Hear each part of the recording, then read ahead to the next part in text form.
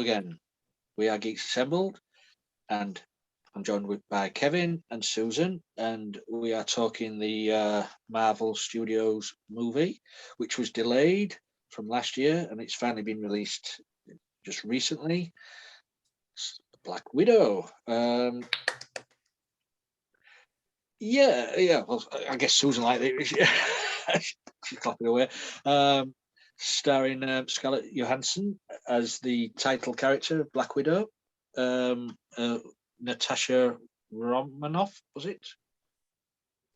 I was very right to start with. I'm very dubious with this one because Black Widow is not one of my favourite characters in the Marvel comics. I always go to other characters. It's not one of these characters I used to read. She was always there in the Avengers and stuff like that, but and the character in the movies wasn't really for me either.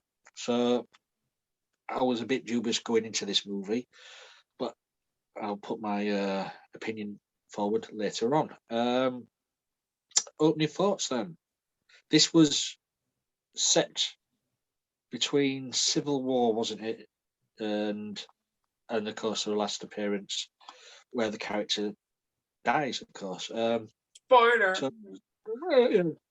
So we'll go to Susan with opening thoughts on Black Widow. So just anybody watching these reviews knows that we spoil everything because this is there's no reason for us to hide it. If you're watching a review, you must have watched the thing already, or you don't really care because you so I'm really excited by Black Widow. I thought that she wasn't really fleshed out in any of the Avengers movies, but she had a presence and a dimension that was it was like the Cold War all wrapped up in one person. Here she is fighting primarily for America, but also her name is Romanoff, for crying out loud. Natasha Romanoff. She's named after the Tsarist family of Russia prior to 1917, prior to the Bolshevik Revolution and the Communist Revolt, and so she has within her all of the royalty of the Russian families and stuff, and so I'm like that drew me in a lot, and then the whole her whole family was interesting, and the story of how she and her sister were abducted and put to work for this widow group was incredibly intense. And the cast, I mean, oh my gosh, the cast was amazing. So yeah, it had some really super epic moments like that you haven't seen since like a Star Wars movie or something like that. I gotta tell you, like there were some intense stuff going on, and so yeah, I really loved it, and I really loved her sister and her Ursat's mother and father as well. The what's he called? The Red Guardian. The Red Guardian, Alexei. He was amazing, and we saw David Harbour in Stranger Things, so it was fun. He's a good dad. He's a good dad character for strange, other earthly alien superhero women, and so that's fun for me to see him sort of basically playing dad, but he himself being a superhero, and sort of that was phenomenal. And Ray Winstone was in it, and as someone who watches a lot of Robert Carlyle movies, Ray Winstone's in a lot of Robert Carlyle movies. And so it's fun as heck to see Ray playing, an incredibly evil character, Dreykov. Oh my gosh. Wow. Fun. Anyway, yeah, that's all for my opening thoughts. Back over to you, Lee. Thank you, Susan. Yeah, we all know David Harbour from Stranger Things, and he had that beard to film season 4 of Stranger Things, so he kept it for the Red Guardian. Yeah, as we do. So we'll go over to Kevin now. Opening thoughts on Black Widow. You muted.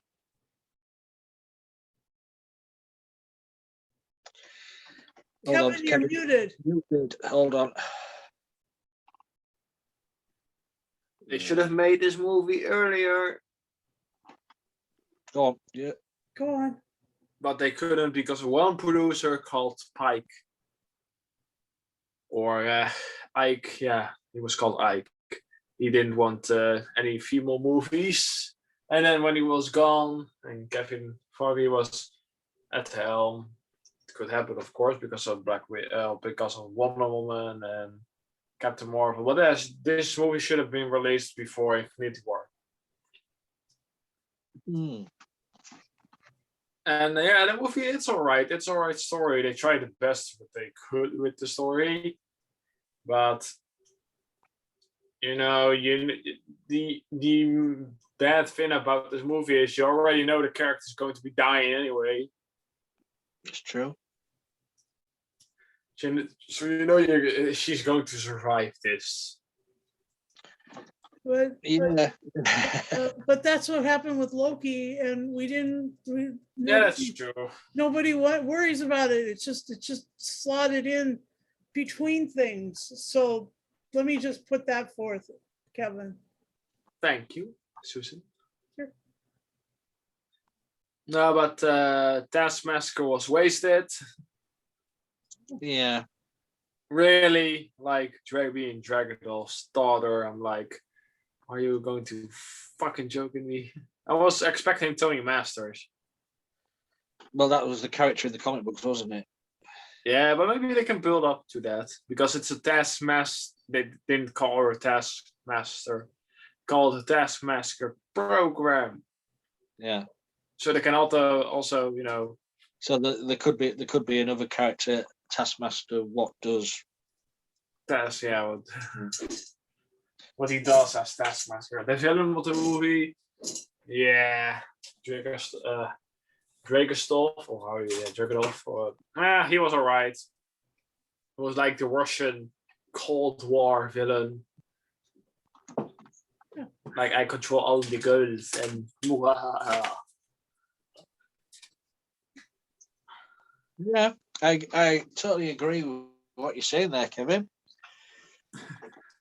And Yelena was one of the best characters, and David Harbour was good. Rachel Weisz was a good character, and the flashback was very good because you could see they de-aged Harbour and Rachel. And I didn't recognize Rachel Weisz with the bushy eyebrows. Well, let's make her Russian. Yeah, the Russian. Give her bushy eyebrows. That makes them Russian. I wonder if she ever went home on a night and forgot to set the eyebrows off, and Daniel Craig went, "Who are you?"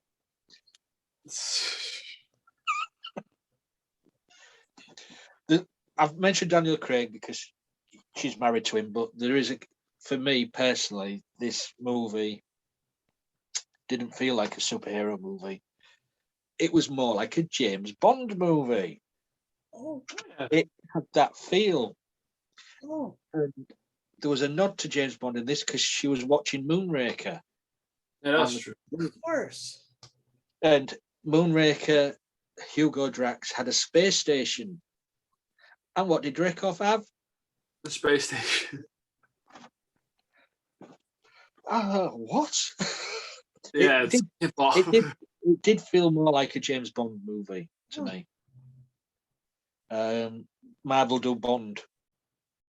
It was. I mean, as I said, it's not. She's not one of my favorite comic book characters, but they didn't really go over the top with with the superpowers. It was all, as you say, it was just like a spy movie. It was getting to the secrets of what the Red Room had done to these children when they were younger.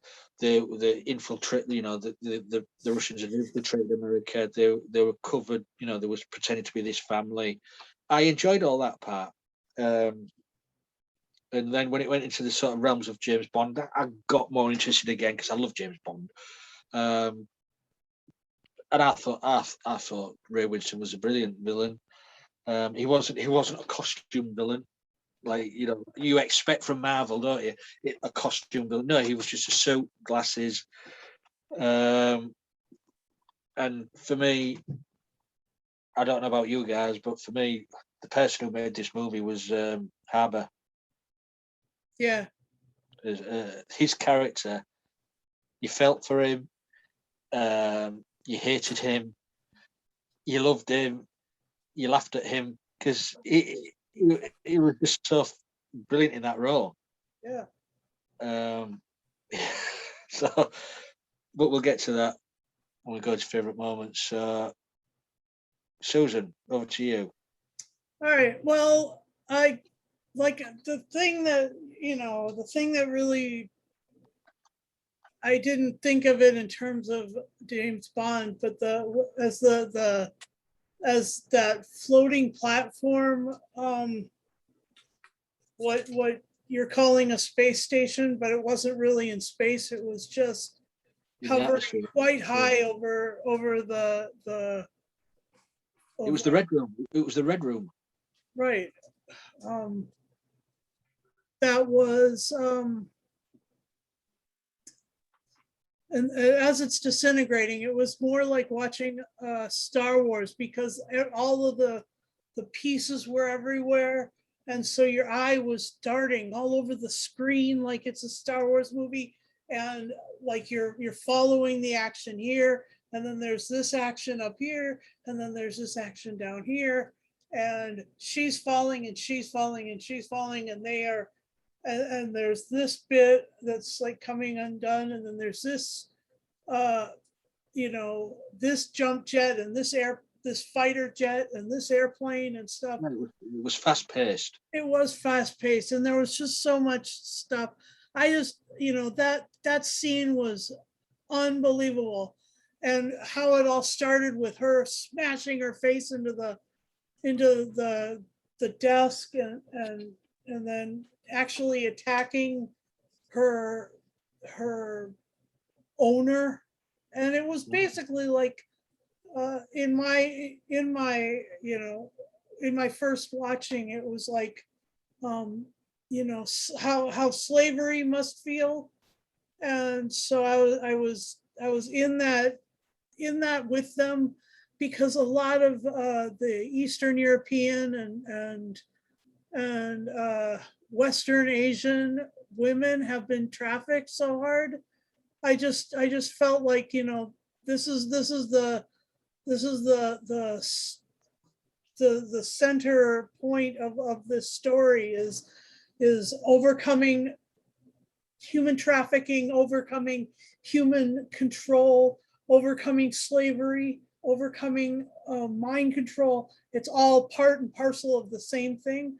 And then these women, these three women, they're blossoming into characters that are way more, have way more integrity than any of the men in the room. And so that's a really interesting arc for me, and I really grasped onto that. And I liked though I can see your point about uh 007, because I mean, we've got our Q here, we've got our our our guy with all the gadgets, you know, the Alfred and Batman's cave and in the Wayne Manor, you know, this guy falling asleep everywhere, but was, you know, providing her with IDs and all this stuff, and then finally that jet, that was so cool. And so yeah, and Rachel Weisz has done so many cool things. Like she's done all the Mummy movies and stuff. And you know, she's got such a kick-ass person. She's a kick-ass, you know, she builds kick-ass characters. I'll just say that about her acting choices. She makes choices that make her characters more badass than maybe even they were written. And so I just think that that's really fun. And you know, I agree, David Harbour was brilliant. You know, his superhero stuff was cool.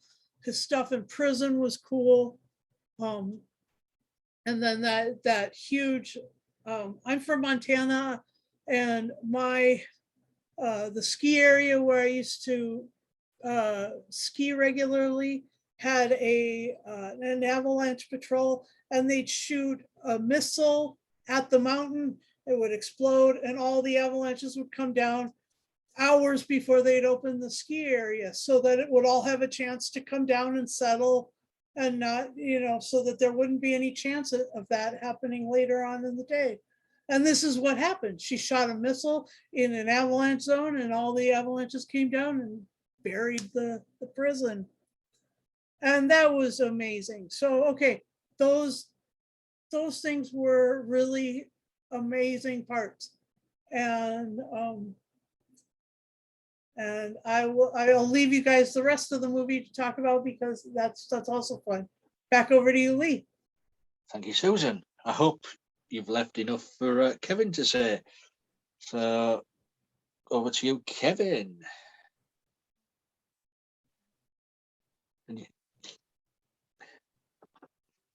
So yeah, the prison scene was one of my favorites. Also, the opening credits, it wasn't Marvel-like at all. It was very James Bond-like, like a thriller. More like that, yeah. Because the opening credits were Smells Like Teen Spirit cover. Yeah. A very dark version of it. But I liked it. I think I was really hyped. But yeah, the movie's alright. Still gonna be better. Like use a villain from Black Widow or something. Yeah. The trouble is, I mean, when this movie was first announced, you know, as I've said, not one of my favorite characters from the Marvel universe, but when this movie was announced, I thought, oh, Black Widow. I always put Black Widow with when someone's announced about the Hulk. I go, oh, because Hulk doesn't work on his own. He has to be involved in a team.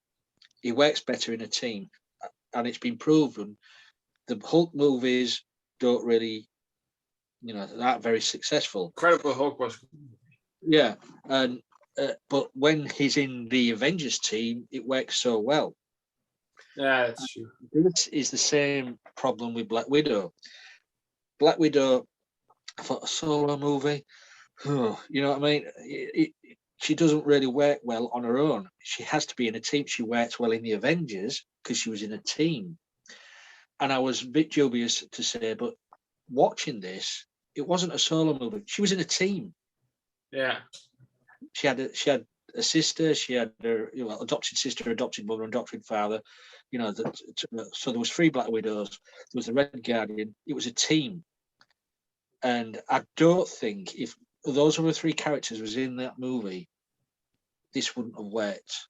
Yeah. Yeah.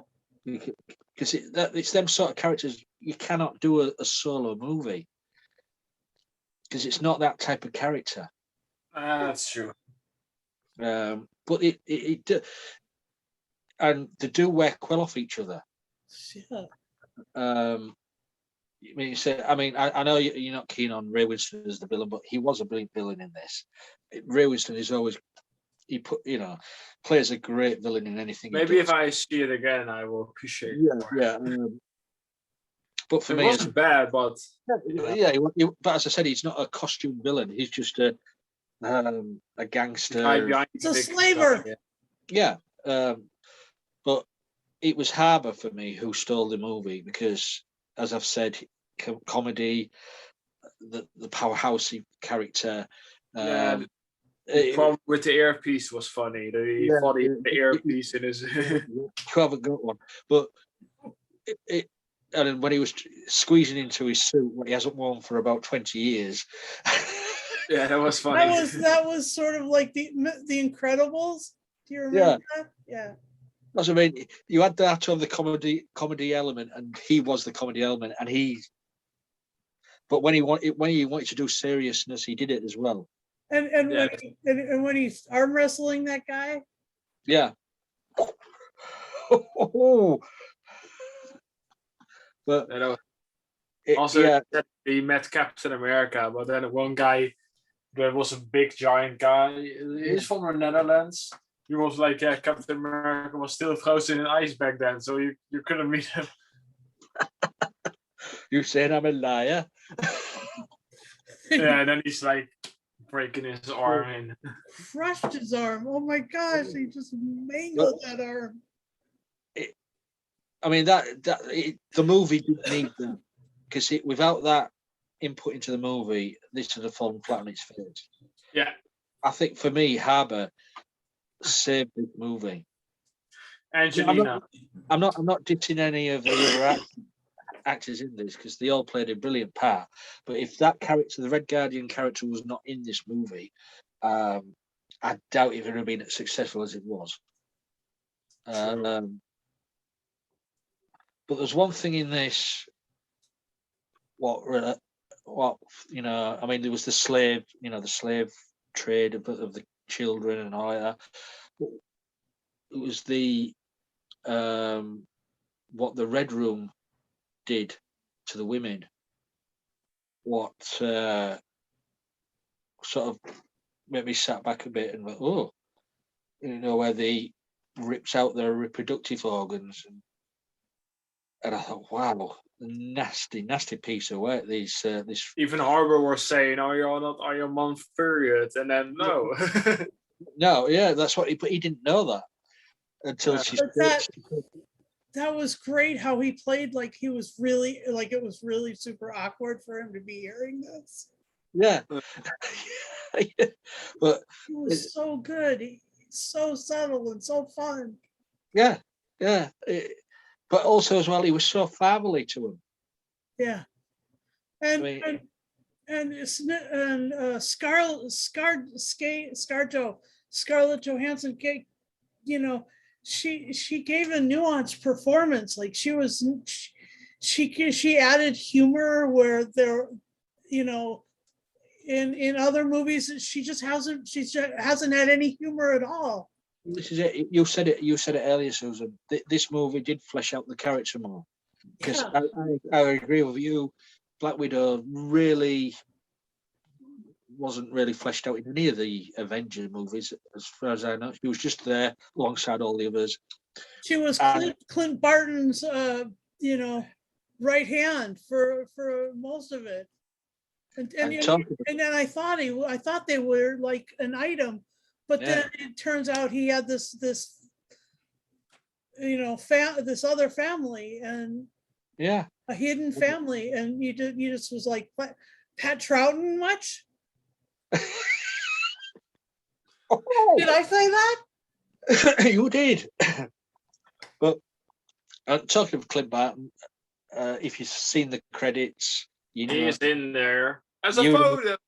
As a photo, but because this is leading into the Hawkeye series. TV series.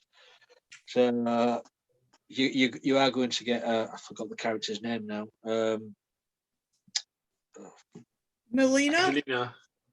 Yeah, she's going to be in the Hawkeye TV series. So this is leading into this, but I want more Red Guardian.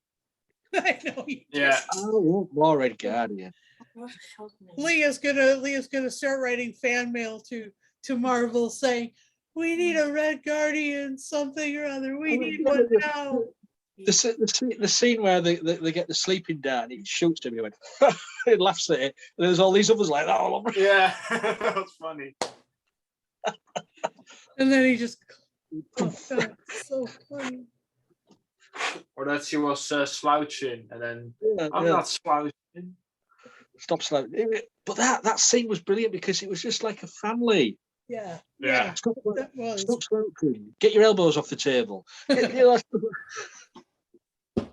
Also with you know, when he's in his costume, and then Rachel Weisz character say, "You got fat." No. And then she says, "I kind of like it," and you're just like, "Oh." Yeah. Yeah. Then he's saying to her that he has a lot of to bust out, and I'm like, okay.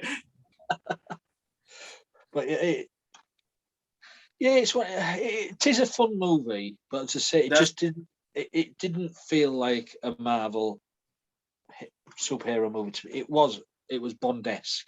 Okay. Anything else anybody would like to say before the final say? It's a good watch on a Sunday.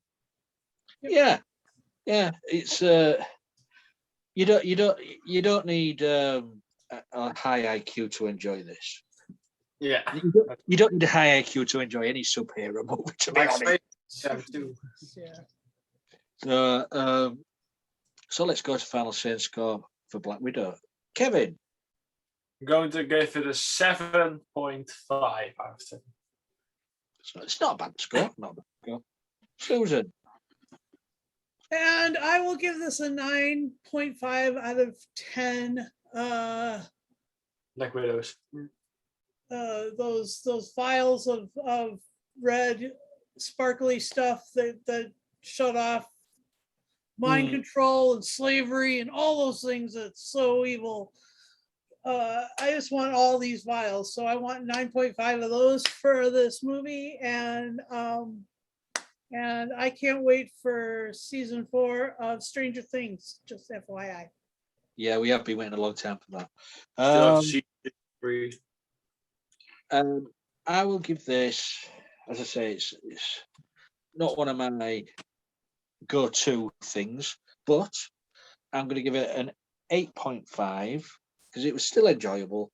8.5 Red Guardian pull code dolls out of 10. I want one. Yeah. No, you do.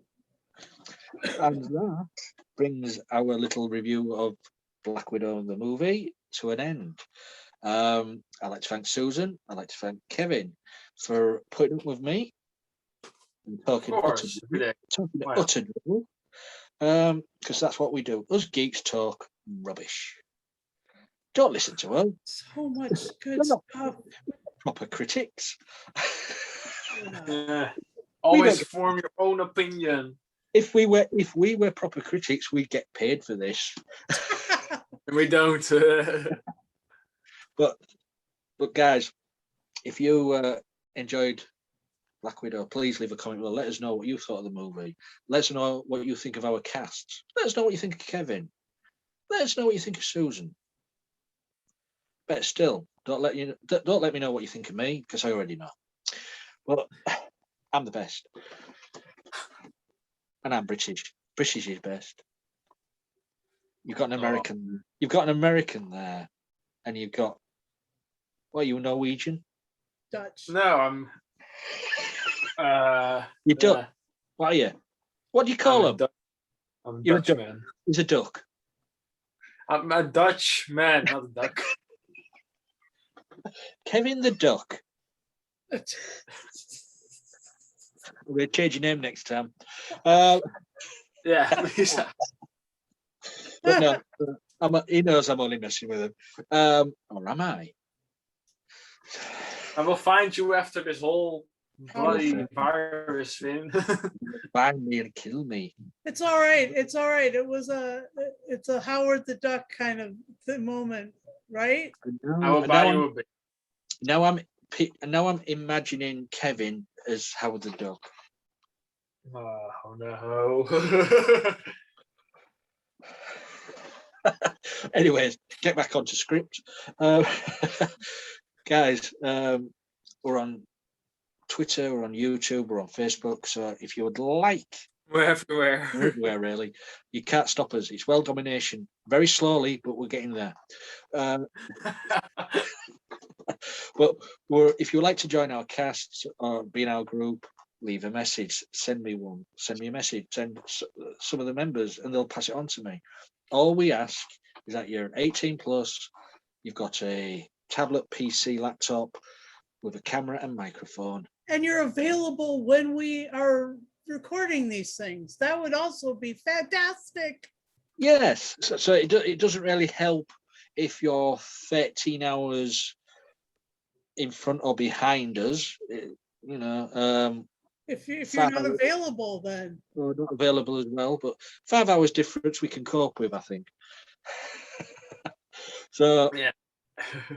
So leave us a message, and as well as we mentioned, YouTube.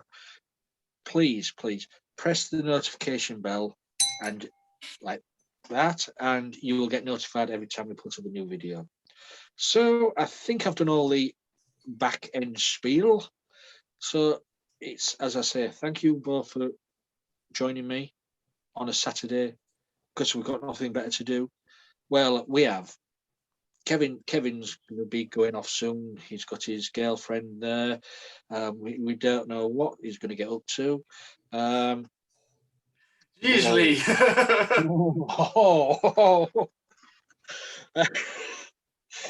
And that was.